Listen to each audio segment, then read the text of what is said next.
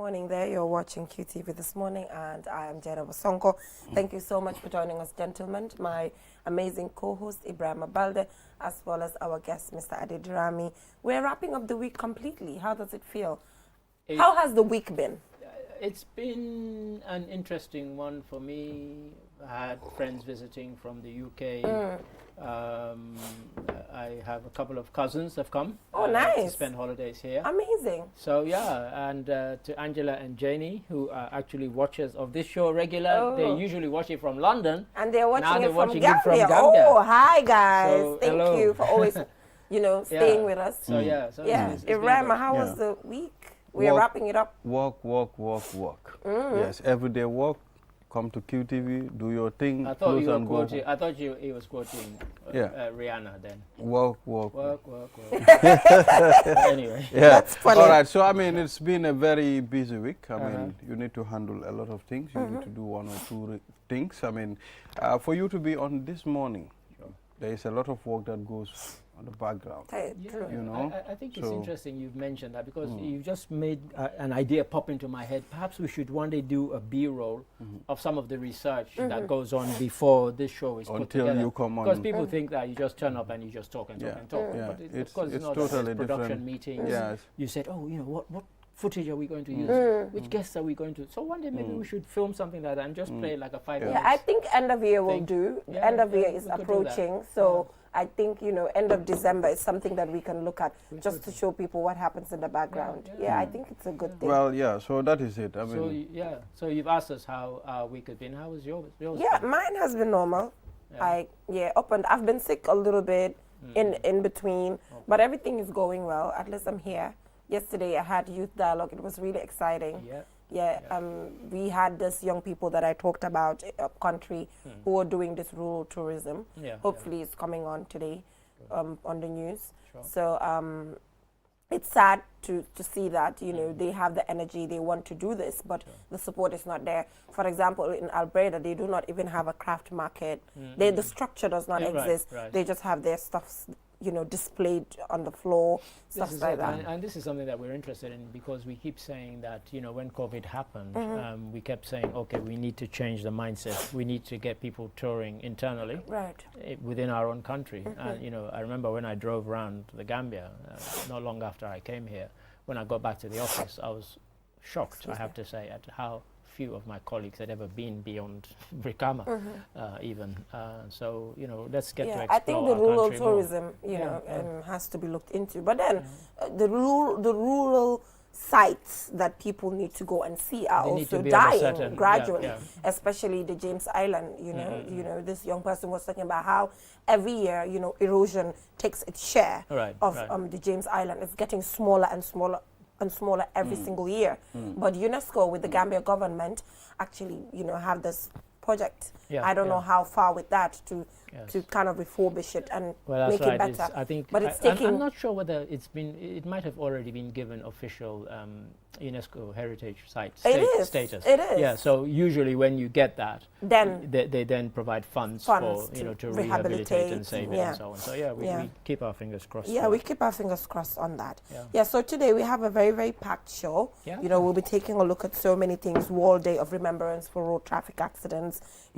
Gambia International Fashion Week. There's just a lot that. Chorus Film Festival. Yes. Babu Sise. Yes, the Babu. Yeah, I saw that story by Esonyasi. Yeah. Cool. So I'm happy that this is a Gambian. Babu is doing great. Yeah, he's doing amazing in Hollywood and now here. Yes. So I just thumbs up. Yeah, I think Gambians who want to become, actors and actresses can always depend on him for tips and advice and all of that. He is an inspiration. Who would have ever imagined a Gambian, in getting Hollywood to those heights. Yeah, and as he said in the piece, if I can do it. Whenever people say that, I always like, but not everybody has your talent. But it's an inspiring message to give. Beside the talent, there's something else that comes with it. The opportunity. The opportunity is hard work. And beyond the opportunities, because sometimes you create your own opportunities. Exactly. I mean, it's a different situation. Sometimes people will say, if I can do it, I mean, why not you? Of course, you should try. You should create your own opportunities. But sometimes where we are from is totally different. People are, given opportunity at a very tender age. Sometimes, you understand. Sometimes people have to struggle for themselves to get on the ladder. Sometimes people make their own opportunity. Yes, exactly. they make Sometimes they make their own opportunity. So we have this. And most of the time, people make their own opportunity. If you look at these stories of these great people, all these great scientists, they didn't get it handed to them. They never got it that way. They created it themselves. I can just, give you an example of a guy. I mean, this guy, he sell eggs. I mean, when he came to the Gambia, it's a Fulani man. Right. You understand? But now each and every egg, Mr. Adi, any egg that you buy from the shop, know that he's the one that sold it to the guy selling the shop at the shop. There you are. Yeah. So you can start small and then you start somewhere and then you walk on the dream. Yeah, I was smiling when he said he's a Fula guy because it's interesting. When I was going to school in Sierra Leone, there were several Fula guys who were my classmates. And many of them, their fathers started like that. But by the time they got to secondary school, trust me, their fathers had gone from some small shop to like a supermarket. Something way bigger. Something really bigger. Yeah. So, Yeah, so moving on, Ibrahima, do you want to read out our proverb? Yes. The toad likes water, but not when it's boiling. The toad likes water, but when it's not boiling. Fullers will say, Totino wawindi yankono wana e wulda. Okay, in Fuller. Wow, comme water, mun na ndox waaye nekkul ci ndox bu tànga. Wow, okay. But give me the opportunity to send shouts to my boy, Mohamed Faye. Big up to Mohamed Faye. Really? Just like that? Yes. You're just sending shout out for nothing? You should be giving Well, let me give you a reason why you should send a shout out to him. Why? This guy, every morning, without fail, he goes to the shop with his own money. He buys sugar for the whole office and he brings it. He doesn't want That's me to Mohamed Faye for you. He doesn't want me to mention it, but I'm sorry.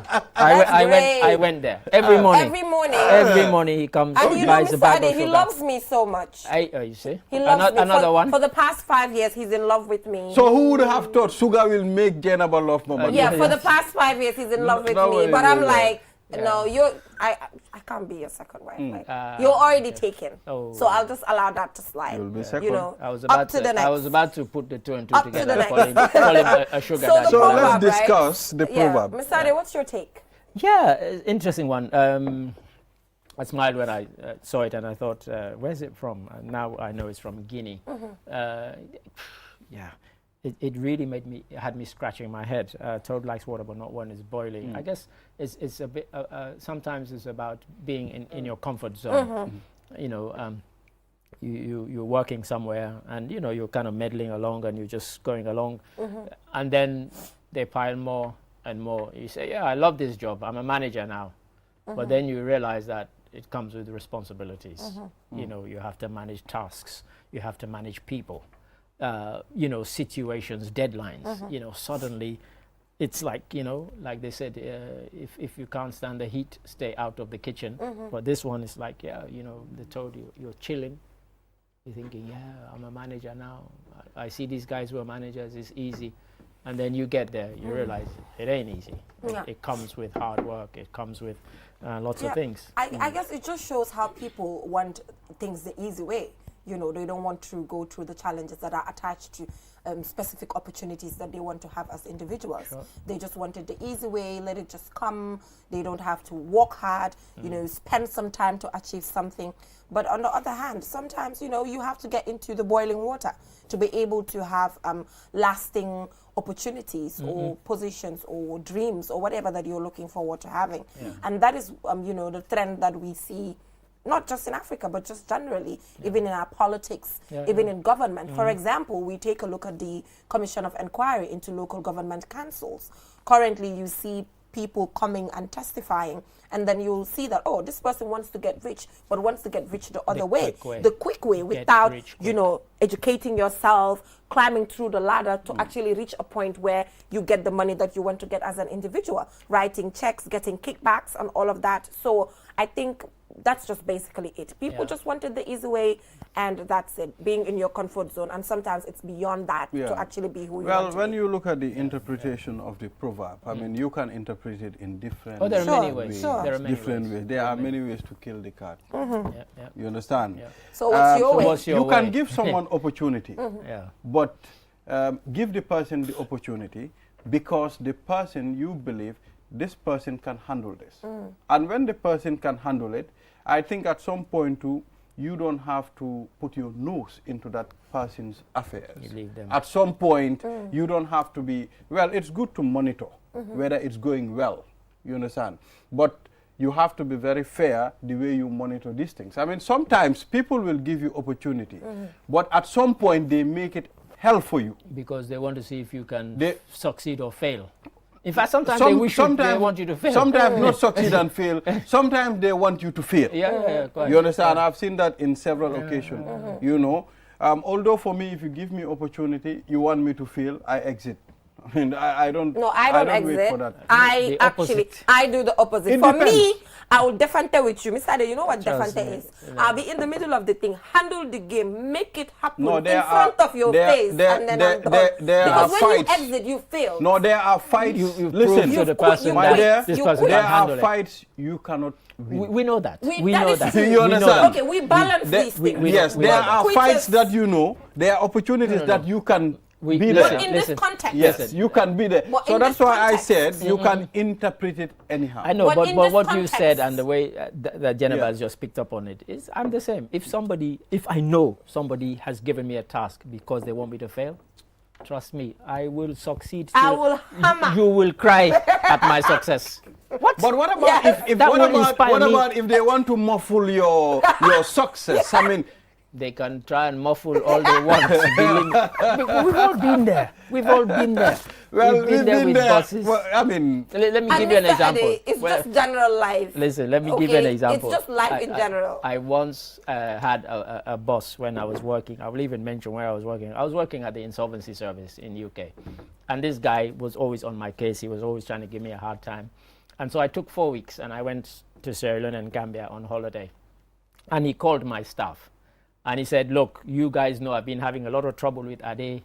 I want to sack him as soon as he comes back. But I don't want you to tell him that I've had this meeting with you. And I, okay, we won't tell him. Listen, the minute I stepped into the door, they closed the door. They said, oh, Mr. So-and-so, I won't mention his name. He called us. He said he wants to sack him. Inform us. The very second. Yes. And you know why? Because you've built. I had inspired them. Yes. Some of those people, I'm talking about 25 years ago. Some of those people are still my friends today. See? That's it. You know? Because, look. Hey, somebody trying to muffle you. Go for a short break. Like I said, we have a packed show today. Don't be muffled. Yeah, don't be muffled. Go for the things that you want. Fight the fight if you need to. Yeah, that's my opinion. But he wants to quit. Quitters don't win. Let's go for a short break. Let's go for a short break. We'll be right back. The art of juggling is a true spectacle of agility, coordination, and speed. A symbol of progression, precision, and mastery.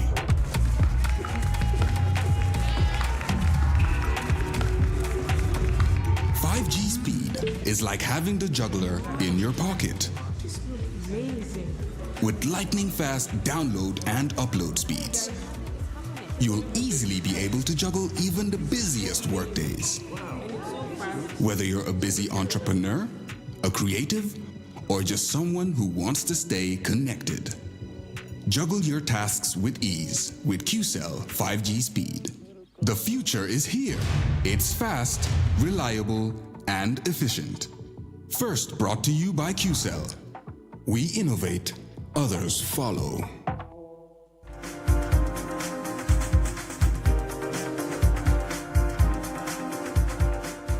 From that short break. If you're just tuning in, you're watching QTV this morning, and I am Jenna Bosonko.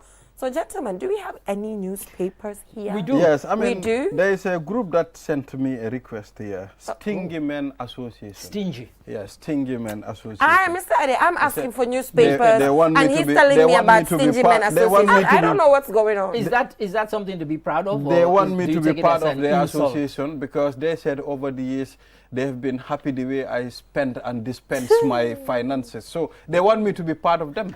But you're not stingy. I'm stingy, Mr. Ade. Okay. Maybe you're just careful with your money. It's a different thing. Yeah, so they said... Anyway, Mr. Ade, let's talk about... Let's leave Stingy Men. He does have...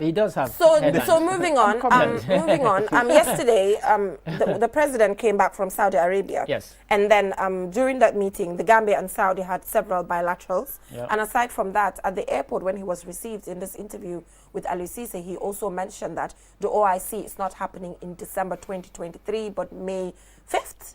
2024. And they're actually saying they want to be better prepared for a successful summit. Did you see this coming? Yeah, I mean, I think anybody looking around, you look at the roads, you look at everything else, the infrastructure is simply not there for us to hold it this year. And the reason I gave a lift to some policemen and some immigration department guys. I hope you guys are watching because they said they watched this show. And just last week, right? And they were saying to me, "Oh, we've come from a meeting, and the summit is going ahead." I said, "In this Gambia?" I said, "This very road we're driving on is one of the roads that's meant to be ready for the summit." Yeah. I said, "Are you telling me it's going to be ready in December?" I said, "That's an impossibility." So I think anybody with common sense, you look around you, you know that this is a sensible decision. Yeah. It's a sensible decision that, it's pushed to May. By May, we should have been much further down the road in terms of preparedness, and then we can hold something that we can be proud of. I don't think, why the haste, in fact? I mean, our projects are still ongoing, so I think we should wait to the completion of these projects. At least 95% of the projects should be completed before. Sure. With or without the OIC, conference in the Gambia, we're still going to maintain our projects. For me, that's the beauty of it. Yes, so me too. The OIC will come and go, but then the infrastructure it will still remain here. We'll be left with improved. So let them not hasten things. Let them rush it with quality. Yeah. And to me, trust me, even if they said 2025, I don't mind. I don't care. For me, there's no it's a obsession. Conference. When they come, they will do the conference and imagine, come back. Imagine if this had been at the time of COVID, we would have had the conference virtually. So, what's the rush? Yeah. Right, let's finish the projects. However long they take. But we're not saying people should be deliberately slow about it, but let them take their time so that what we have at the end of it is quality infrastructure that will benefit us during the conference and after the conference is long gone and even forgotten about. That's beautiful. So, I think that's just the main focus. Then we are also aware that they'll be using local hotels. Instead of building a new hotel. 5-star. 5-star. They'll be using the local hotels, and then they already have a committee to build the local to build those local hotels. That's right. They'll just be using the local ones, having a committee. We can listen to the president's speech. Yeah, sure. We were just talking about the bilateral meetings that were existed between the Gambia and Saudi Arabia. So it's important now we take a look at the speech of the president in relation to this very subject that we're talking about. Let's take a look at that. President Barrow is returning from Saudi Arabia, where he was accompanied by Lady Sergeant Bala Barrow, a high-powered delegation of government officials, to attend the Saudi Africa Leaders Summit and OIC Extraordinary Summit on the war on Gaza, respectively, hosted by His Majesty King Salman bin Abdul Aziz Al Saud and the Crown Prince and Prime Minister, His Royal Highness Prince Mohammed bin Salman. President Barrow says this decision follows engagements with the heads of state and the OIC Secretariat in Saudi Arabia to move the hosting of the summit, scheduled for December 2023, to 5th of May 2024. This is the latest in a series of rescheduling of the Gambia's hosting of the OIC summit since 2019. We are the country that is supposed to host the next. It was scheduled for the 16th, but because of the circumstances, security and all sort of, we decided that I think it's better we push it further. And we decided to engage at the highest level, engage with head of states, engage with the secretariat, so that we can push it to the 5th of May, 2024. And I think unanimously, they all agreed, I think that time would be the best time to host the program. While in Saudi Arabia, the president also joined several other world leaders at the OIC Extraordinary Summit on the Israel-Palestine war on Gaza, which has so far left over 11,000 Palestinians killed. President Barrow called for an immediate ceasefire and the release of all hostages through dialogue to reduce the tension. He said the Saudi government is committed to partnering with Africa in diverse areas, including getting domestic workers from Africa to work in Saudi but with laws that will protect workers. And I think this is very important because we are challenged with irregular migration. Now we will have official migration, domestic workers, skilled workers, and even public servants. And this is to the tune of over 12 million workers. And Saudi is also giving priority to countries that are not well represented in Saudi, especially Gambia. Officially, we have only 200 Gambians in the official engagement. We have Saudi double taxation. This allows Saudi investors to come to Gambia. So definitely there is a lot that is done during this short visit.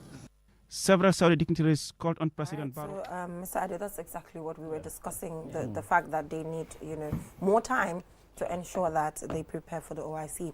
But moving away from that, yesterday, the sports story that I saw, which was done by Mamadou Gajaga, also really caught my attention, which has to do with cyclists.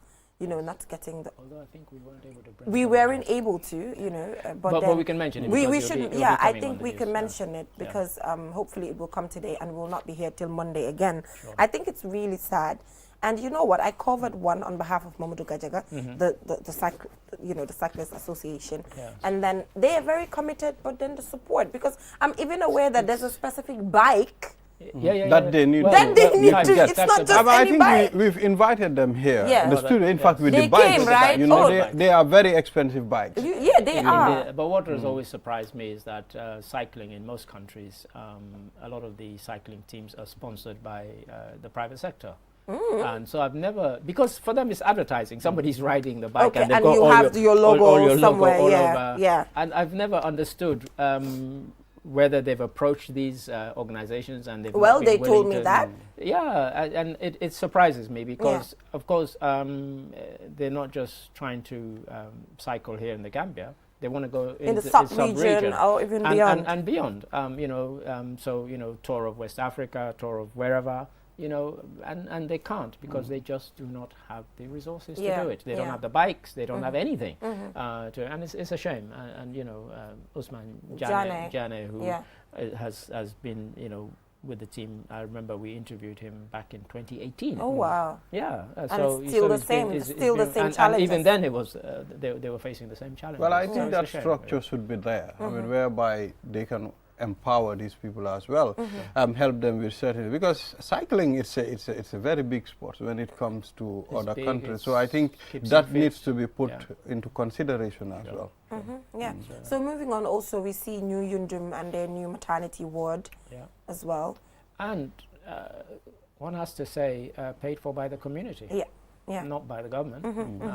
It's not necessarily a criticism of the government, more a kind of thing that other communities can look at this and try and emulate that. I personally feel like community development projects are even more sustainable because the community looks at it feel as a their sense own of ownership and their money is into it, That's it. On the other hand, when it's government, they're like, oh, it's for everyone. I can do whatever I want. And government can take care of looking after it and so on. So I remember in Sintet, they built a market when they were having problems about getting nurses and doctors coming to stay because they felt the accommodation was not good enough for them. What did they do? The community built a place for them. They didn't wait for government to do it, even though these people were government workers who were coming there. So, sometimes, as you say, because the community, they know they're going to benefit from it. So, looks amazing. It's great. I think this is a step in the right direction, considering the issue of maternal mortality. Many more. When you talk about it, they're like, oh, we're improving. But for me, even if it's one person dying every year, no one's supposed to die through childbirth, for me. Yeah, I mean, the figures are coming down slowly, but they're still too high. They're still too high for a population if you try and, like if you measure against, some of the countries where it's vastly improved. So, generally. And finally, on international news, Xi Jinping and Joe Biden meeting in San Francisco. They vibed. I'm happy you said they vibed. Biden even said, "Hey, I like your car. It's a nice car." I mean, and afterwards at his press conference, Biden said, the 4 hours they had were probably the most productive he's ever had with Xi, and they've now promised that the sort of communications between the two that had stopped will now be revived, and they will keep going. And Xi said something which kind of hit the nail on the head. He said, "This world is big enough for both our countries to succeed." Yeah. We don't have to be aggressive competitors in the sense that we end up being enemies. Yeah, we can grow, so can you. So it's just a matter of giving each other that space to. That's kind of resonated with the American media, and China said, but normally, in international relations, these countries just sometimes like to create these kinds of tensions unnecessarily, just to get attention, beef, to meet together really. And then come to terms. It's actually just part of a game that they play, and we have to understand. And the reality is when they meet as head of states, I mean, it becomes different. And again, this was a kind of trade conference, and both of them said at the end of, we are each other's most important trade partner. Exactly. Because economy is about money. Yeah, it's about money and interests. But thank you so much, Mr. Ade, for joining us. Always a pleasure. Always good to have you here. I'm not going to say anything about your bracelet today because he's going to come again and be like, and whatever. So I'll hide it. And he doesn't even have any. But before I go, and he doesn't even have a watch. He has a watch. But that seems like aluminium. That's getting old. Hey, is that aluminium? That's his Casio watch. Is that That's his Casio watch. It's not even Rolex. Don't diss his Casio. That's the original version of Casio. The moment you wear a Rolex, I'll be like, I'm okay. No way, I'm getting a Rolex today. But before I go, I'm getting a Rolex today. We're going to be talking about World Day of Remembrance for road Sure. So you all know that this is my obsession, my passion. One day, when this day happens, I want the government to announce that there will be no vehicles on the road that day, just to make the point. Yes. Because for me, it is still a disgrace that a country of this size is number 8 out of 189 countries in the world. It's too much. Number 8? This country, this size, that's an embarrassment beyond measure. Yeah, and I think these new roads, this OIC roads, they need to be careful. People are actually struggling to cross over. Well, do you observe that? People are struggling. I see it every morning. Yeah, so I don't know. I see people sprinting. Like running. I don't get that. We haven't got... Sometimes you wonder where they're heading. But then thank you, gentlemen. Like I said, we have a packed show, so we're just going to move straight ahead. So we'll just go for a short break, and we'll be right back. Don't go anywhere. Qcell mooy suñu boss. Qcell mooy suñu boss. Qcell mooy suñu boss. Soro. Go. Ebe dawa full network suuta tili. Qcell. Ni lafta demla wati jamala mune diata. Qcell. Most reliable network dumala keta wati. Qcell. Wo quality man nyon soto jam pona manke Qcell.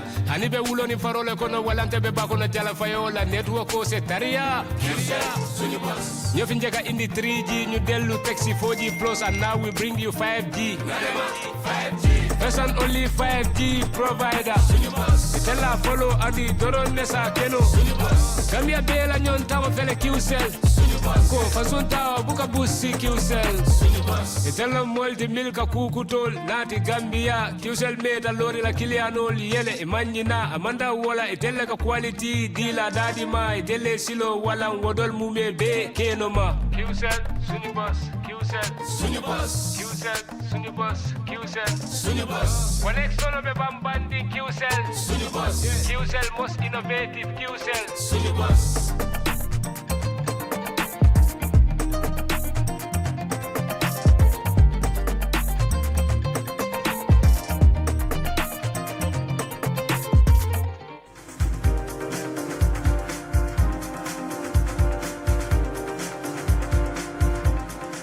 Welcome back from that short break. If you're just tuning in, you're watching QTV this morning, and I am Diana Basonko.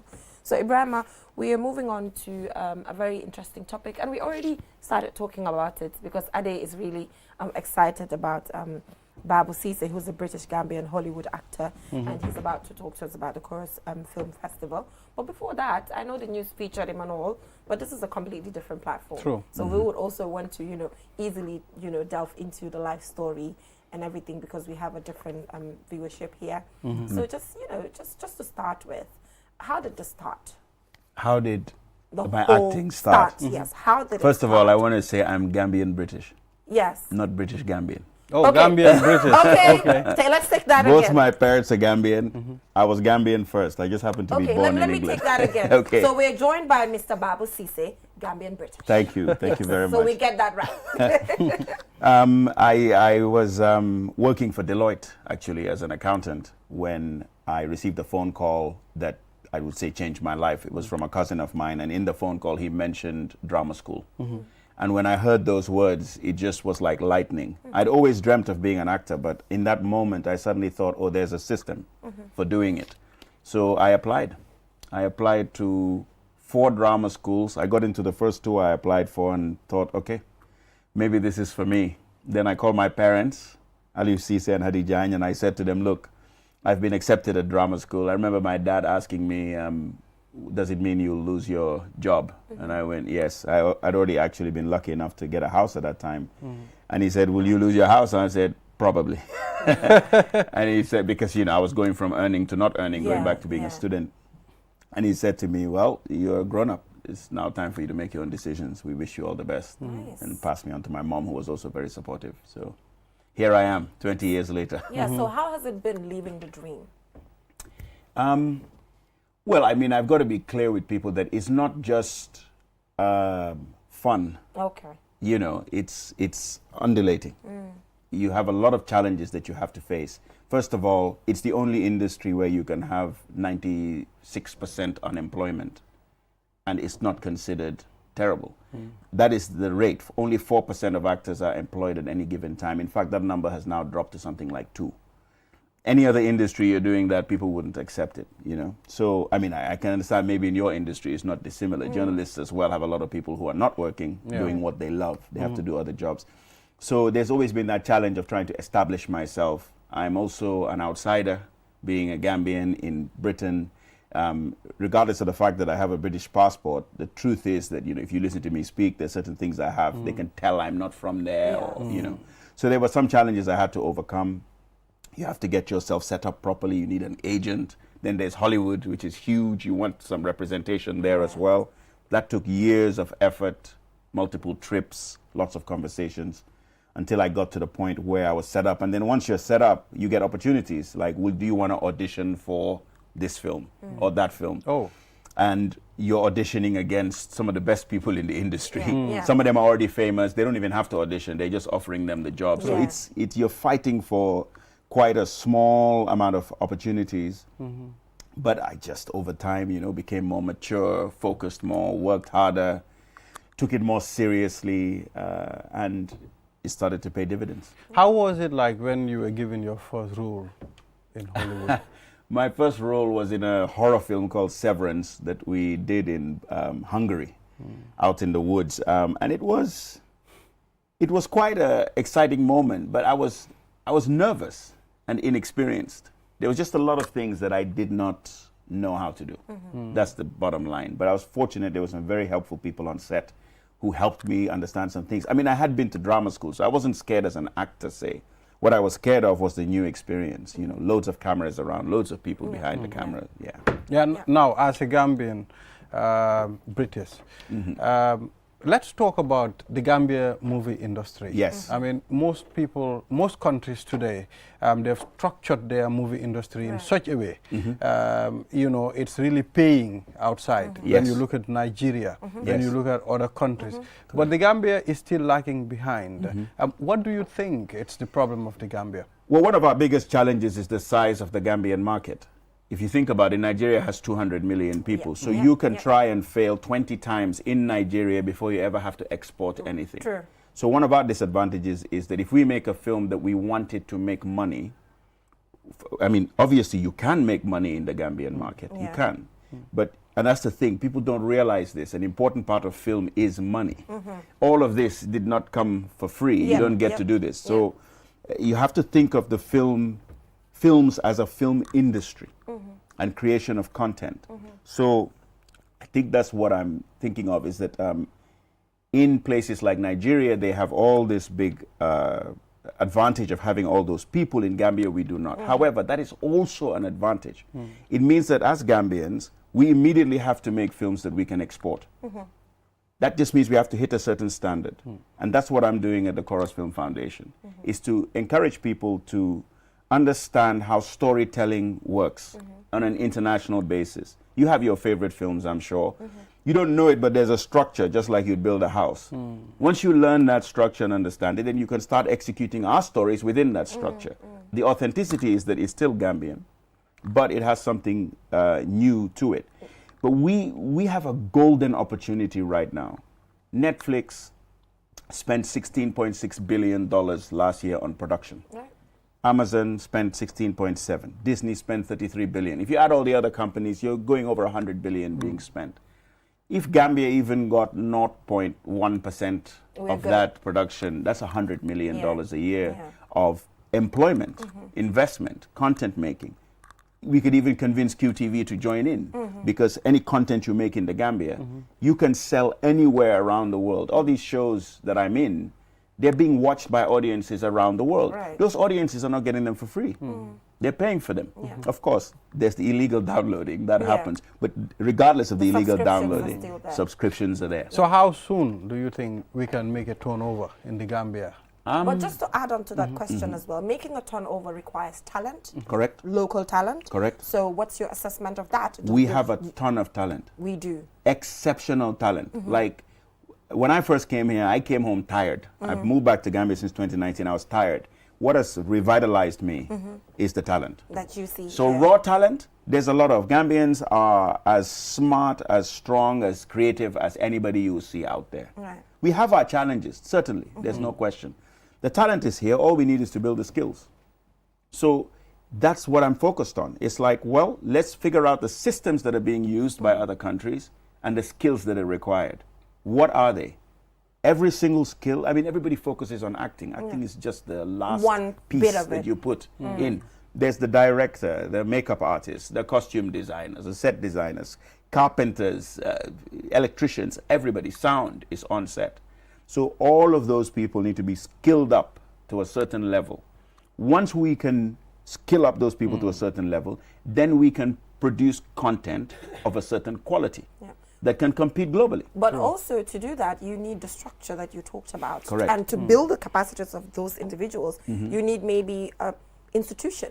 Correct. Standalone institution to do this. Correct. So I don't know how we can achieve that. You went to drama school. I did. You had the talent, fine, but you needed your talent to be polished. Correct. I needed to go to drama school. Correct. Yes, so we need something like that probably. Well, I mean, I'm trying to do it with the Chorus Film Foundation. American Embassy has been excellent in terms of giving me funding, but we are limited to how much funding we get. So at the end of the day, it's not like a student in the United States who has a $56,000 annual investment in them. You know, we have peanuts, really, to be honest. So, but it's okay. I don't believe in excuses. As far as I'm concerned, what we have, we'll work with. I've already worked with the actors. The standard has gone up a lot, because they're talented. You know, all they needed is a bit of structure. We don't have the luxury of working a whole year. I will crunch all that down to an 8-week course if I can and put them in the fire, you know. But I'm seeing people respond positively to it. Right. So the institution side of it is happening. The more funding we get, the bigger we can get. We can even get to a point where people in other parts of Africa want to come to Gambia to train in filmmaking, acting, you know, and content making. We're looking forward to that. Hopefully. So, I mean, it's very significant. I mean, the type of cameras to use to produce a particular film. Yes. I mean, I think that also tells how quality your film will be. 100%, yeah. I mean, look, in terms of the cameras, we already have at least 3 or 4 6K cameras in the Gambia. I could be wrong, but I know we have at least one. 6K is as good as you can get on any platform. So we have the camera. What I want is the camera operator to understand how to use that camera to tell story for film. For a director to be able to work with them, because the thing with film and television is you're painting with pictures. So you've got to understand how to use it. Once we bridge that gap, we're fine. Yeah. So let's have some fun a little bit. Sure. So, can you get them UK? Mangi dem. 1997 lato. Konsa Olof bi naka because the Olof bi dafa regle de. Gambian ladi. Wa naka nga ko maintain naka. No, it was definitely easy Uton because bima deme Angleterre nekuma di wax ken. Wow. Of course, my colleagues, my past, my eye, as my sisters, and brothers, in our town, and why diga English lag, you know, lean on. Ted Maggie Dega had almost 22 years. Wow, Lord of a Barry. So don't go mean. Why hang a nipsy now 4 years, even though the took keep with them ligay, Mangfi, Mangela all of every day. So at least Mugegana York. I'm not certain words your hamne. Ona Masai and Hamulan, you know. Well, no, I'm not Hamulan, white Hamla, side, so they get pie and married. I'm not certain you're going to laugh, but the English word be lahab, so all of fish la de la. Well, how about the food too? For 22 years, and that talk about Benachin bag, no food made with Madan Yone, certain things you have the dinner common use for. Domada Munako, I automate, connected the forum Domada, Benachin Biladan struggle. So we Ramadan hard. Anytime we met, we visit. I also my sister visit. Man, please make me a benachin. You never would do my jail danger. The lekker once in a while, you know. Exactly. Okay, so the African thing was all there. So we have a question here. Binga hamantene mo because hamga, for example, the last Setana Little Mermaid. Wow. So Little Mermaid, them online, magis bundan defa Little Mermaid nakalamel. It's so different from the production. How she is, what I saw, and then watching Little Mermaid itself. So I'm like, this is two different things. Wow. Because sometimes you have to improve on your fitness, maybe. Correct. You have to diet. Correct. To be slim. You have to shave your hair off. Correct. So how do you deal with those things? The complete transformation. Hola legi ni munu ma dox ma kawar bi because ligay bi ma def. Dan ko need. Amako need. So kawar bange sahrek, I have to leave it because this hair is money. I cannot just cut it, and that's challenging because my exactly. For Into the Badlands, I had to learn. We did 3 weeks of very hardcore fight training, very challenging. But it's just a new skill. Man, that's what I love about it. You get to practice new things. You get to be different people. Yeah. True. Legi you focus on the festival, which is very significant. What can you tell about festival? Chorus Short Film Festival. 2 things Laimbuga achieve. First of all, Laimbuga build community. Balalen, I'm going to do a direct plug. At Chorus Film FDN, Moisin, Twitter, Facebook, and Instagram. Wow. KHOROS Film FDN at. Personally, I'm not on social media. I'm not really a social media person. Why? It's important for us to get a community going because Swimbuge build film industry in the Gambia, people need to start to understand film and get used to film and get used to consuming film. There's the market has been flooded with films that are not really representative of who we are, what we believe in. So Lolo first plan B. And the second thing is I'm also using it as an opportunity to train people. Already our acting workshops are full. I did 1 and so many people applied. Now we've got 3. Writing 1B is almost full, directing is almost full, sound is almost full, pitching is almost full. It's happening on the 23rd, 24th, and 25th. We're also going to be showing some French and African films every night at 8 p.m. I hope you will attend. It's just to show, it's short films, it's just to show what is possible. These are films that have gone on to do very well internationally because that's a calling card. Seeing the Federation for a short film, and look at what we can do. Then someone is willing to come and spend the big money to let you make a feature. If that sells, then they say, oh, can we come back for more? You know. Not only that as well, I want in the long run, if we don't set up a community, then building the industry side of it. That's got nothing to do with making Gambian films. It's just people coming here to work with us, even making their own films, and then they go away. You won't even know it's Gambia. I'm got Roots being there for recently. Gambia River Bay, they shot it in South America. Oh. Right. So we want to get to the point where they're shooting a South American river here in Gambia because they find it easier to work here because the skills are there. So this, for the first year of the Chorus Film Foundation, I just focused mainly on working with keeping quiet and working with a certain group of people. We've now got to the point where we're solid. So I'm inviting other people to come and join so we can expand the group. Well, short films, I'm not you exist already. You Gambian correct. No, because festival nakala ko muna call it culture bima joge man. Don't di show the same films over and over. Those films have all been premiered several times. Wow. We are going to be showing a Gambian short on there, and we're going to be showing a trailer for the Gambian short that Seti Jan Seka and some of these local filmmakers, I don't know why we're calling it local, Yeah. I hate that word, and I'm here using the local it. Can you believe thing, it? right? What local? Why the fatay Gambian filmmakers have worked on. We had a whole production team, but we just finished the short. We don't have time to edit it to put it on because the editing process is tedious. Mammoth. You know, you have to do it properly, and we don't want to rush it.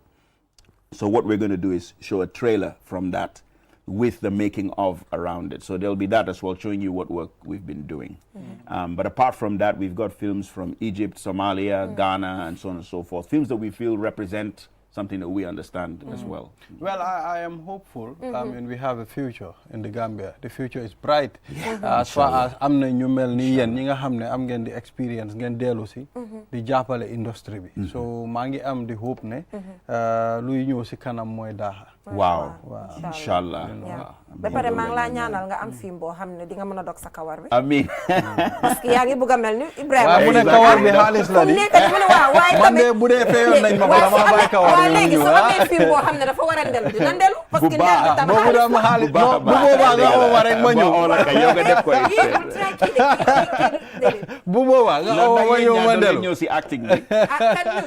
ñëw leen si training bi. dafa mel ni nag ku ñu fa teg dinañ àgg. man foog naa ne di ngeen mën a dina mën a doon dina mën a doon man drama man ñu ne drama queen laa de dama dee mën a invent ay am nañ space pour ñaari jigéen in fact xoolal ma loolu rek jeena ba xalaataat ko suma njëgënaay dinaa waxtaan suma njëgënaay su ko jaree dinaa ñëw waaye mbaadu ay laapaka am yarama yooyu non ñu di def yooyu yëpp act rek honesty rek ñëw act rek def sa yoon kii sa drama king la ku ko jox but any final words to young actors and actresses in the Gambia? I think come and get involved with what we're doing. It's an important first step. Ñëwal nga gis si lan lañ nekk at least yow tam dina ubbi sa bët. I think that's important. Just make that first step and then we will take it from there. But thank you so much for the work that you do. Thank you. So kañ la sa December? No, November bii la 23rd, 24th and 25th. So it's a 3-day. Next week. But is it tickets or is it? It's tickets. It's at the Alliance Française de Banjul. Okay. Yes, and every day the screening start at 8 p.m. We have one on Thursday, Friday, and Saturday. We have after parties as well, so it should be quite nice. You get encouraged, you come dressed to impress. Oh, nice. Dressed as a movie star. Oh, nice. So there's going to be a red carpet. There's going to be a red carpet. Wow. There's going to be lights. We're going to try and that's going to be beautiful. Exactly. So we want to create the buzz. So are you going to have like a couple night? Like, is there anything coupley bring your couples. You know, coupley related because it's holiday season. You know, you want to do some couple stuff, some couple games. Bring all that. We're up for it, definitely. All right. Okay. Yeah. So you talked about Madam. Yeah, I'll bring Madam. Bring Madam, please. Okay, Madam. It's a date night. You can bring Madam to something different. Yes. But thank you so much. No and problem. we're looking forward to the event. And good luck. Thank you. Thank you very much. So we'll just go for a short break, Ibrahim. And when we come back, we'll be talking about World Day of Remembrance for Road Traffic Accidents. We'll be right back.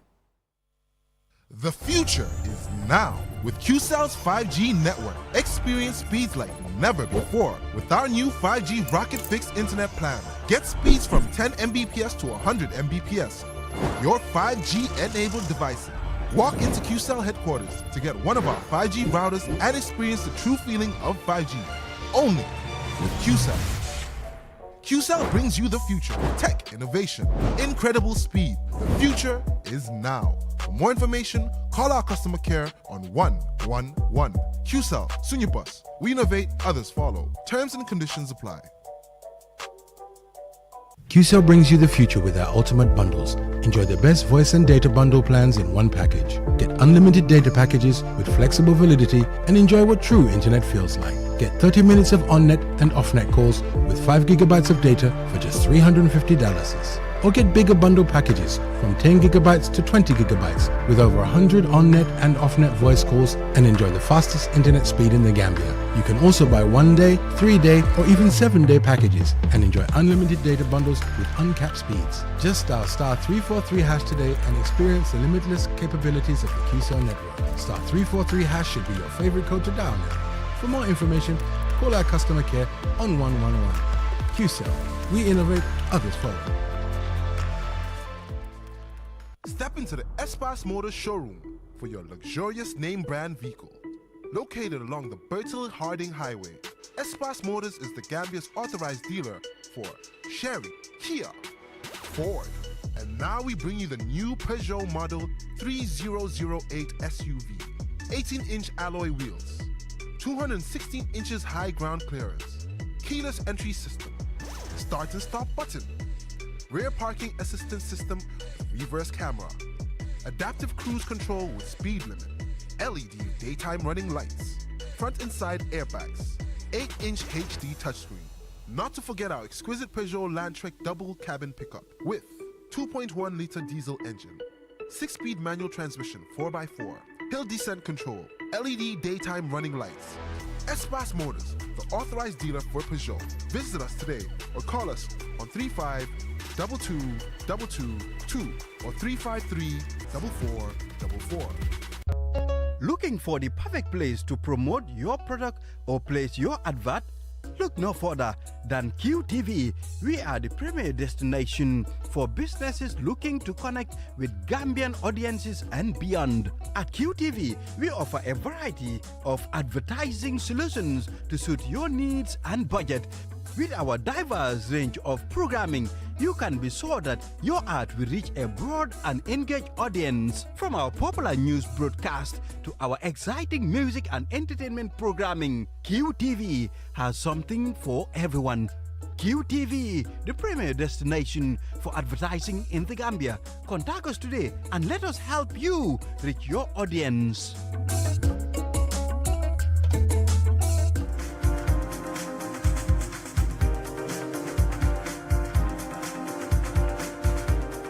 Welcome back from that short break. If you're just tuning in, you're watching QTV this morning. Ibrahima, we are now moving on to World Day of Remembrance for Road Traffic Accidents, and we're joined by Ansumana Kasama, who's from the Ministry of Transport, Work and Infrastructure, and Auntie Awa Sengor from the Ministry of Gender, Children and Social Welfare. Thank you so much for joining us on the program, and I'm happy that we have Auntie Awa here from the Ministry of Gender, Children and Social Welfare, because we were just talking about how children get to, suffer even when it comes to the new road to cross and all of that. So I'm happy that we have a representative from the Ministry of Gender. But to start with, Ministry of Transport, Work and Infrastructure. Yes. Gambia is ranked number 8. Currently, we were ranked 4th, but now 8th when it comes to road traffic accidents. Yes. What are some of the deliberate policies on your side to make sure that we tackle this and actually go way down out of over 100? All right, thank you so much. My name is Ansumana Kasama, as you have likely alluded to. I am a road safety officer at the Ministry of Transport, who works on infrastructure. Right. The policies that we have in place, we have the National Transport Policy, and in that policy, it emphasizes the safety, transport safety, not only road safety, but transport safety in general. And we also have the road safety strategy, and we also have an action plan, to tackle these menaces on our roads. Yeah, so the policies are there, the action plans are there, all these beautiful laws, we see them, but we are not seeing their implementation. So what is going wrong? No, we do not see it. Perhaps you did not feel it, but it's a gradual thing. And the action plan has highlighted so many, inadequacies. Our laws, the motor traffic laws, they are obsolete. Most of the provisions there are obsolete. And it also highlighted the infrastructure. It has, issues with the attitude, behavior, of the right? people. Yes, and also the resources, all right? And some of the tools that we can use to cope these traffic accidents on our roads. Don't you think Gambia is a very small country, to implement certain policies should not be very difficult? I mean, day in, day out, we talk about road traffic accidents remembrance. Last year we did, and this year too we are doing it. And next year we're going to sit here and still invite you again and talk about the same thing. But we are not seeing any movement. Anyway, that could be personal. You said you are not seeing any movement, but no. I'm not going to agree with that. It's not at a personal level. You wanted to try that with me too, but I don't think it's at a personal level because we are all Gambians. The statistics are there. The fact that we are already ranked 8 has nothing to do with personal. These are facts and figures that we are seeing. But in your opening remark, you made mention that we were 4th. We were ranked 4th, and now 8th. So there is a significant move. That's not significant. I would not call that significant. There is. No. From 4th to 8th. But it's not significant. Considering Gambia as a small nation, a nation like Gambia to be ranked 8th. Yes. I mean, I think that's a very bad percentage. I know, I agree. That is a very bad percentage. But I'm not here to support whatever. But then the issue is, us also we are making effort, all right? We are making effort, not only the ministry, all right? We have gender, Ministry of Gender, all right? And Children, Social Welfare. We also have the Gambia Police Force, the Ministry of Interior. We have National Roads Authority, all right? So all this, OIC, and you name them. Wow, but you are the leading... That is true. Yes. We are there to coordinate. Yes. All right. So if the coordination we is are not there going to coordinate, well, and as well, even the media has a role to play. The media we are doing our role. So us also we are doing our role. So it shouldn't be a blame game. Wow. All right. Okay, but at some point, okay, listen. It shouldn't be a blame game. At some point, it has to be a blame game. You know why? The issue of commemoration. This is why we are here, all right? Yes. We are here to talk about, the World Day of Remembrance for road traffic victims. Right. That Remembrance Day came as a result, because it was a resolution that was passed and adopted by the United Nations, that governments, civil society, private sector should commemorate this day to make reflection on those that passed, those that lost their lives, and also support. You know, Remembrance Days, you know, these are United Nations days put aside. Yes. But one component that you're also forgetting is that these commemorations are also meant for people like us to hold people like you accountable. Not only accountable, no, but also to create a platform. That to raise awareness, all right? Yes. To raise awareness and also to come up with measures on how to deter or how to avert such situations. That's where we are. And then for that to happen, but for that to happen, it shouldn't be a blame game. No, it's not a blame game. We should all come together instead. We should all come together, the ministry, the government, and the private sector, to see that we curb the traffic accidents on our road. All right? But it's like you're taking the whole blame on the ministry, the Ministry of Transport. It's not a blame game, Mr. Kasama. I'm not going to accept that. It's not a blame game. Of course, it is. No. The problem that we have... Okay, I just have to make something clear before we go to Auntie Awa. I just have to make something clear to with Mr. Gassama here. There is nothing like blame game in this instant. As media, like I said, UN days are put aside, yes, to commemorate, to raise awareness on all of that. But most especially on our side as media is to hold the individuals responsible to account. That is our job.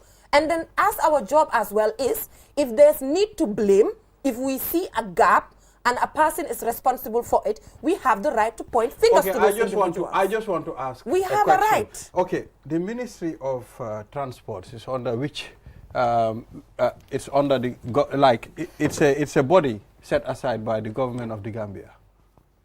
And who voted in the government of the Gambia? It's the people, you understand? So this means we are the ones that put you people in that position. So at the end of the time, you are accountable. We need to ask you how is it going. It's not a blame game. We will just engage you because Mr. Gassama. Yes, so Auntie Awa, it's not a blame game. Auntie Awa is from the Ministry of Gender, Children and Social Welfare. And we understand some of the things that you go through at your end because children get to go to school and there are few accidents here and there where children are involved. So I just want to know your collaboration with the Ministry of Transport and Works in relation to, having a conducive environment for children especially who are going to school. Yeah, thank you so much. for having me. My name is Awa Senghor from the Ministry of Gender, Children and Social Welfare, Principal Assistant Secretary. Our collaboration as a ministry with the Ministry of Works regarding road traffic accidents is very massive.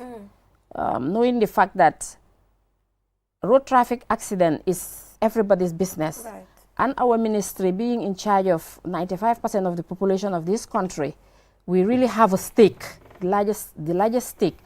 It doesn't only affect children, but also families. Families are being affected seriously. Families are being affected because, like, for example, if the family head is engaged in a traffic accident and end up losing his or her life or being maimed for life, that is a great impact on the lives of the children.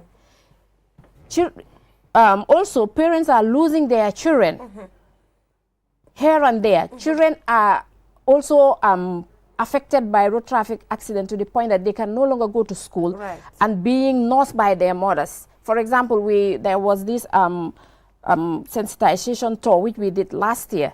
When we engaged the community of Fonyi, that day the whole of Fonyi came.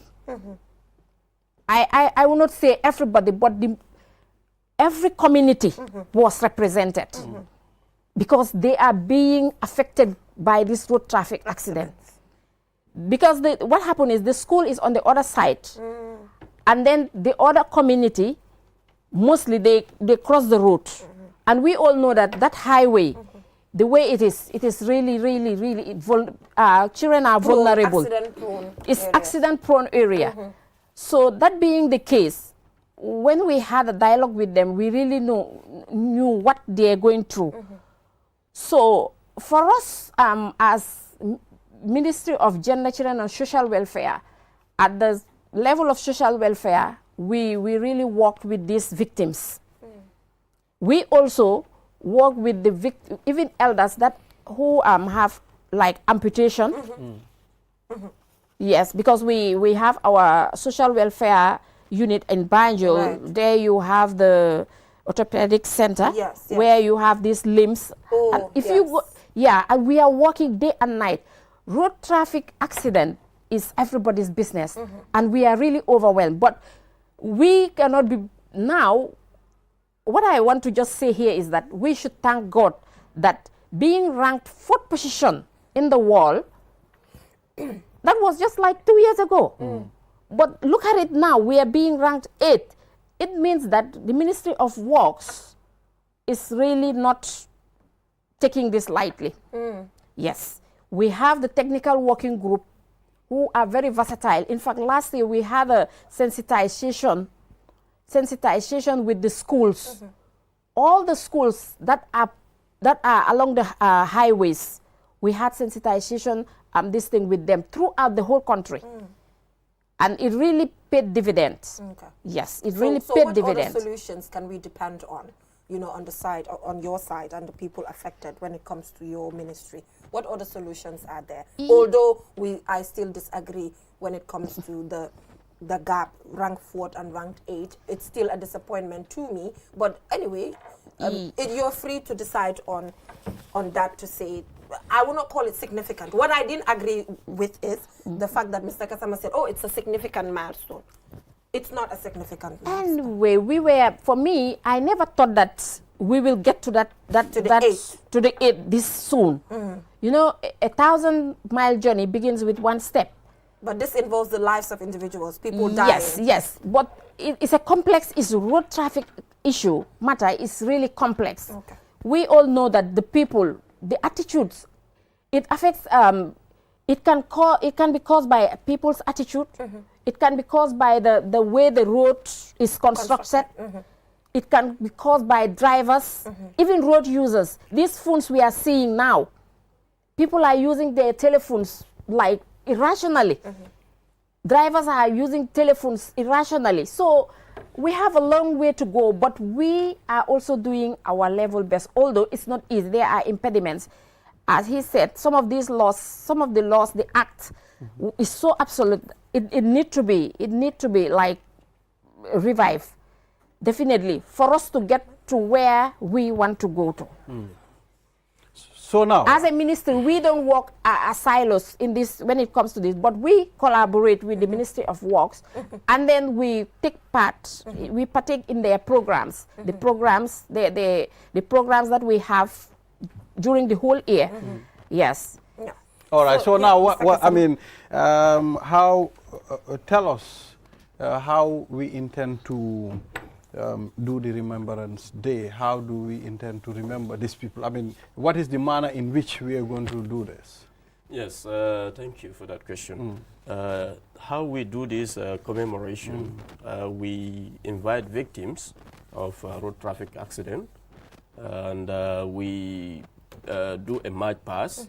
Then we gather somewhere, and then we give statements or speeches, and also some support to these victims, because we do this with partners, not only the ministry. Like I said, we also knock on doors, with our partners to at least provide some sort of support to the accident victims. Yeah. So, are we inviting those that have lost their maybe limbs or so, face serious injuries when it comes to accidents? When we say victims, we don't say, because you have, we don't segregate. You have direct victims and you have indirect victims. Even the families of those, who lost their life in road traffic accident, we invite them. Yes. So this means then the ministry has proper data in place. Yes, we have a data. We have a data. So please tell us. We rely on. Yes. What are we going to emphasize on that day?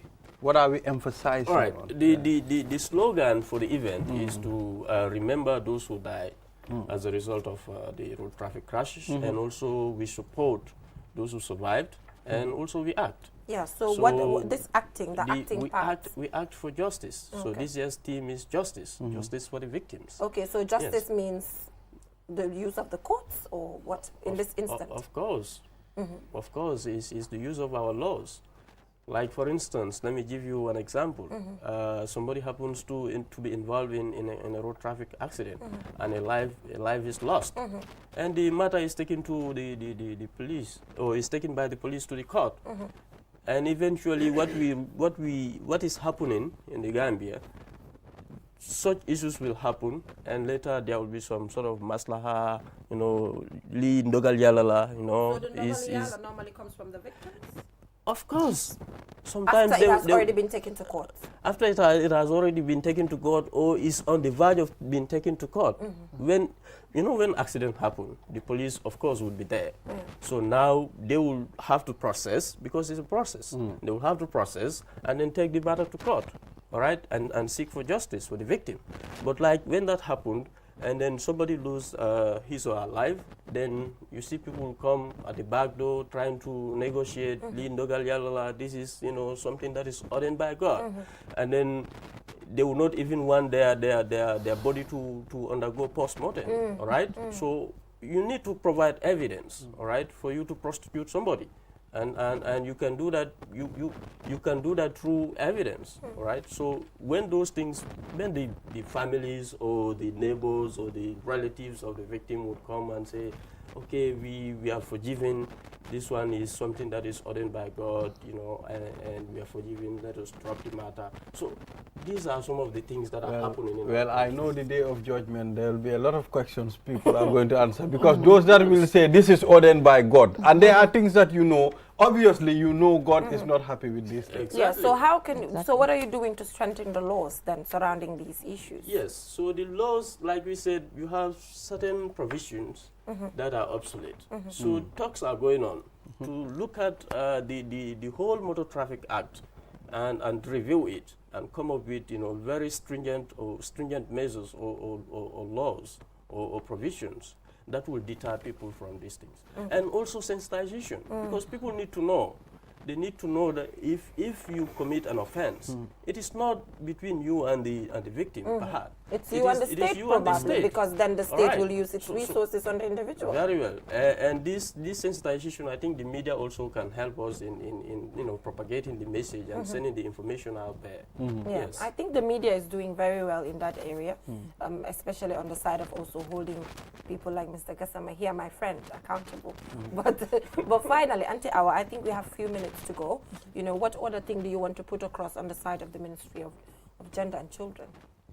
Yes, just to let the general public to know that we are there for them, and there are certain things, if they are a cause for concern, we don't just sit back and watch. We are working hand in glove with the right partners to see that such cases will be minimal, because we know that we cannot just eradicate it just one day.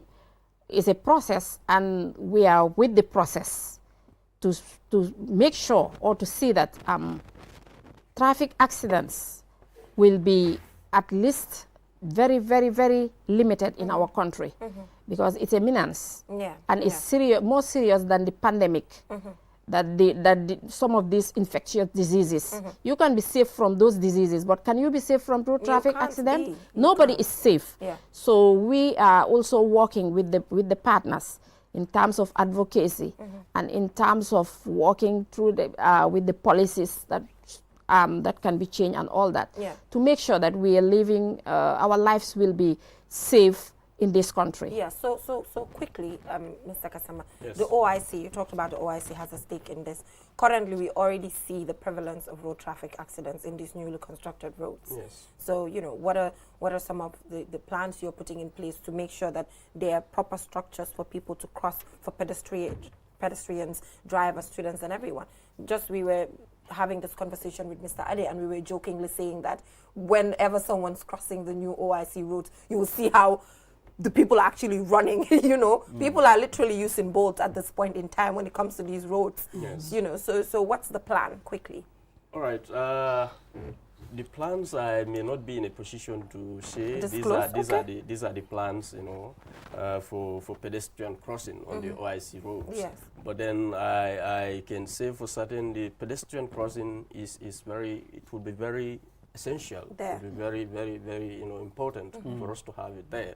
So because it's a highway, it's a major highway, and crossing major highways is risky. It's very risky. And I know there should be plans. There should be. So which means there are no plans at this point? Yes. And just quickly, the commemoration, we're going to start the march past at MDI Johnson, and then we make a march past towards the Minister of Transport. Okay. Then there we will gather, and then we do speeches, and then we see how best we can cope the menace on our roads. Okay. Yes. But thank you so much, Mr. Gassama and Auntie Awa, for joining us on the program. We are not saying we don't recognize the little work that you're doing, to see the little baby steps that we are taking. But then we appreciate it. But as media all the time, we need to point out, some of the gaps that we see. And obviously this has to do with people losing their lives. The moment it has to do with somebody's life on the line, we can be aggressive about it, and which is part of our job. But I know Mr. Gassama is now my very good friend.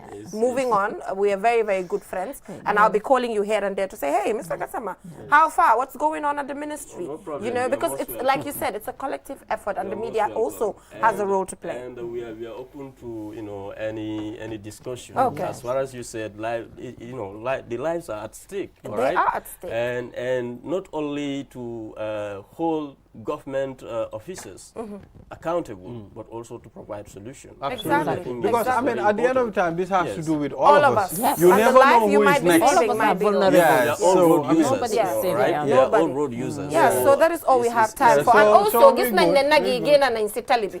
Nag yi nekkatuñ fa mooy nag yi nga xam ne dañu waxoon ne kenn ñemeñut leen. Léegi génn nañ. So loolu rek, it's a step. Exactly. So we'll just go for a short break, and we'll be right back. Don't go anywhere. Thank you so much. Do your banking the smart way with the new Ajibank mobile app. transfer money to any bank account in the Gambia, top up airtime for all networks, pay utility bills, check your account balance and view mini statements, request for ATM cards, request for checkbooks, and more in a single touch. So, do your banking in a smart way. Do your banking now with Ajibank mobile app. Every time is banking time. Ajibank, your investment partner.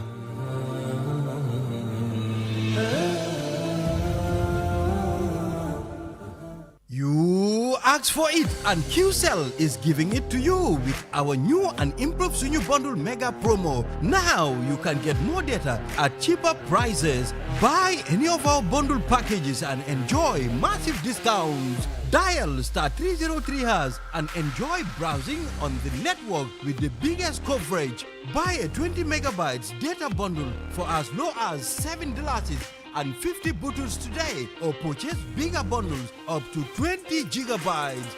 Yes, that's right, 20 gigabytes of data at your fingertips. With our mega promo bundles, you can browse more, chat longer, and stay connected on the go, anytime, anywhere. For more information, call our customer care on 111. QCell, we innovate, orders follow, terms and conditions apply. Technology has always been at the forefront of our lives, and the way we use it has evolved drastically over the years. With the advent of 5G internet, we are entering a new era of technological innovation that promises to transform the way we live, work, and play. 5G internet is capable of providing data speeds up to 100 times faster than 4G, making it the ideal solution for streaming high-quality videos, playing online games, and downloading large files on the go. 5G internet is already transforming cities across the globe, powering smart cities, self-driving cars, and virtual reality experiences that were once thought impossible. 5G internet is also paving the way for Internet of Things, allowing for seamless connectivity between devices and the creation of a truly connected world. For the first time in the Gambia, QCell is bringing tomorrow's technology to you today with the launch of QCell 5G Internet. Get ready to experience the out-of-this-world wonders of QCell's 5G Internet. For more information, call 111. QCell. We innovate, others follow.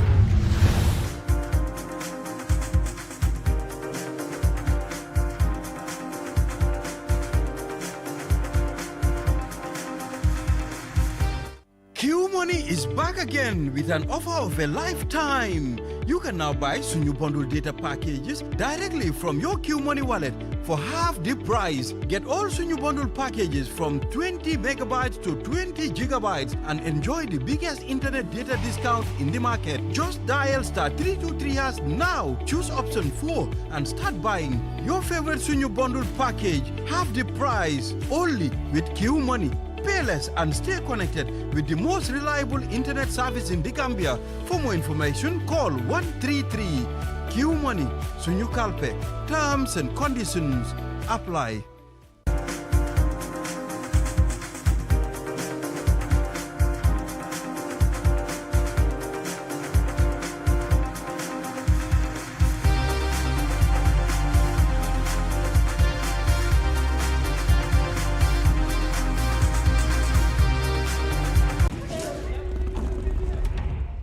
From that short break, if you're just tuning in, you're watching QTV this morning. So Ibrahim, we're moving on to fashion now. Yeah. And it's the Gambia International Fashion Week, and we're joined by Ismaila Jallow, who's the CEO of Gambia International Fashion Week, as well as the brand ambassador, who's Lyndon. Thank you so much for joining us on the program. You're welcome. Thank you so much for having us here. Yeah, so to start with, Mr. Jallow, what motivated the Gambia International Fashion Week in the Gambia? The motivation is like, you know, when I start to do fashion, then I've been I live in Milan, working with so many designers internationally. I travel a lot with many international, then I see what they do for other countries and achieve a lot, then I think of my country. That's the motivation that I think Gambia also need something that like that. So that's why I decided to found this Gambia International Fashion Week. So how do you see the fashion industry in the Gambia? Because I'm sure to be able to organize this here, you saw something. Maybe you saw a gap, or you saw an opportunity, or just something that you saw. So how do you see the industry to bring this on to your own home? Yeah, to bring this to my own home is like for me an opportunity to sell out my country.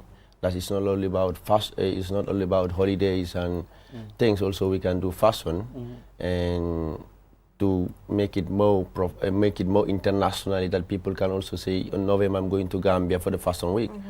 Like what we have in Milan Fashion Week and Paris Fashion Week, people travel only for fashion. Yeah. So I want that icon for Gambia to have. Okay, nice. Well, I mean, it might be something new in the Gambia, and it's going to be maybe, I want to know the concept and the approach, like the people, how are they accepting this, because you said it's happening in other countries, and you know, and it's the first time you're doing this in the Gambia. So tell us how the approach of the people and towards also this. to further add on to that question by Balde, I know you're aware that we have Fashion Week in Gambia, which has been existing for a long period of time. So just to say, it's not the first time that we're having something like this. For example, maybe the differences are there, but just to say a Fashion Week. So how are you going to deal with the existence of something similar? Yeah, the Gambia International Fashion Week I started to think about it almost 3 years ago. Every year I come to the Gambia to see how to put it in place. Then I look at my schedule in Europe, so because I'm so busy when it comes to fashion in Europe, and I heard about the Fashion Week in Gambia. It's actually because I know them, they are my idols. When I was doing tailor shop here, Amparanti, I always saw their flyers, something like that. But that was a time they stopped. I think they resigned for 2 years. I didn't heard about them. Then I come out with the idea. That was 2 years ago, and then I place it. But in between, when I start to do my flyers, things like that, they surface again. Yeah, then I see many people call me. Oh, they come out with a new name. They call me. They say like, some people call me say like, oh, you want to sponsor because I have a big page on Instagram. I have almost 1.5 million engagement, only Gambians. So people reach out to me and say they think I'm promoting their event. And I was like, no, this is different. But also I'm glad that people can also combine and they recognize it's fashion because we're doing the same thing. So it's not about a competition. It's to only make it the biggest industry like fashion. When you talk about Turkey and Morocco, they all fashion bring them to next level. True. So let's engage in that. Lyndon, you're the brand ambassador for this international Fashion Week in the Gambia. That's correct. Yes. So how do you feel? How do you feel about it? Because Yulti and me, I call him Yulti. It's a nickname, and I'm very proud working with him. And knowing him for so many years. And he asked me to be the brand ambassador, and I am also a TV host and producer, and I like to support this amazing platform. What you do this. So what I can do, and as brand ambassador to bring models also from my country, from Holland. Oh, that would be lovely. Yes, we brought some beautiful models, and also to support the whole team. That's very So how do you nice see the fashion industry in the Gambia? Yeah, it's different. I saw the designers what will come, and also from other countries, of course. But from Gambia, I like it because I see the African style and the culture. The people are very nice, so it's a warm bath. What I can say to be here. So it's really amazing. Yes. So are you partnering with any institution, organization? I mean, to help steer, this event. No, this event I don't have any collaboration from the first edition because it's really tough. It's upside down. But anyway, I hope the potential of Gambia International Fashion Week comes for everyone, and we are open for collaboration. So. But this is the first time we don't have. You're doing it, so there's a first time for everything, and then we see actually how this gets torn out. So quickly, you said you were an Aparante Gambia, because which means it started rough, right? Just in a minute. How was that journey? Yeah, the journey from Aparante, I born in Gambia, but when I was like 5 years, my father bring everybody to Guinea-Conakry, but for me, I was not even comfortable in that Guinea-Conakry, so I wanted to come back to Gambia. So I find a way, me and my brothers, we come back to the Gambia again, and because I born in Banjul, and I didn't go to school because between going to Guinea-Conakry and come back here, and it affect me. So I go back, start to to go back to Dara, but I didn't find a way of doing something. I didn't have any construction like a school things, you understand? So I started to go to tailor shops and buy trade and help them. And there was a shop called Woodin Creation, where Creation the Woodin in Caravan Avenue here. Then I started to go there to the auntie, was one of, I call her mom because she is so nice to me. And she said, okay, you don't have any construction, you don't go to school, it's better you come and learn how to do this. Then in between I have 50 tailors, so I was the apprentice from 50 tailors. I buy cigarettes and everything that they need. So in between I learn a lot because I was not only a tailor, I was also from designing and tailoring. There are many skills I get from those people. So quickly, Lyndon, what are you looking forward to ahead of the Fashion Week? Well, to see all the upcoming designers, upcoming models. We have, of course, professional models, but to give them a platform and with an incredible venue. The venue, you can say the name. Sadauda Kaurajiva. It's long. It's for me too long. It's long. Sadauda Kaurajiva. Conference center. You know who Sadauda is? I know. So next year you should. He's our founding father. Next year you should host it at Q City. Q City. Yes, Q City. So, so next year you'll bring it on to Q City. Because this is a platform that they promised is going to be continued platform every year. Continued platform. Okay, come on to us as well. It can be a continuous platform. Ibrahim. Absolutely. You know, we market whenever there's a gap to market. Are you coming also? Yes, we will look for. We should do a special outfit or something and just head right on. And there. I think you will love the African prince of the Dutch designer Eddie van den Krommenacker. We will pick him up now at the airport. Oh, nice. Nice coming, it's amazing. It will be an amazing. And I love that dress. Oh, this is also from him. It's of course. So I'm ambassador of the Gambia International Fashion Week, but also from Eddie. Oh, nice. I love it. It's really beautiful. I love it too. Yeah, it's orange. Orange is the color of Holland. They're from the royal family. Oh wow, I love that. I love that vibe. Anyway, we don't like your shirt. We don't like your shirt. So we like it colorful. We like it colorful. Okay, we don't want it dull. Saturday. Yes, Saturday. So final words, Ismaila. Final words, I expect everybody who love in fashion in the country to come and see the new collection. I have a beautiful collection, which is like took me 2 years to create one collection. People call me, we're gonna sell it. I'm not gonna sell my collection. It's a piece of art to show how creativity I am, and to let our Gambia that they have one of their brothers living in abroad doing great things, and to support. See you and this Saturday. So finally, another finally. What can you tell people? I mean, people watching you right now. You're born in the Gambia. Your father took you back to Guinea-Conakry, and I know how difficult it is to access the Gambia from Guinea-Conakry. Now you are here organizing a huge event in the Gambia. Yeah, I'm excited because I feel this is my home, and what I achieve abroad and to put it back here, that's for me this is my home. I want people to support, and not for to support and bring it to the next level. Because fashion is happiness. It's love. So time is up now. Time is up. One more. Okay, I said I like your dress, so I like your watch. Thank you so much. I want to compliment you. Thank you so much. And it's not like his kind of watch. I only like her dress. I don't like the watch. I don't like the shirt. Have you seen the background? Oh wow! Oh, that's beautiful. Amazing, nice. I love that. Well, that is all we have time for. Have a great weekend and see you next week. Bye for now. Bye.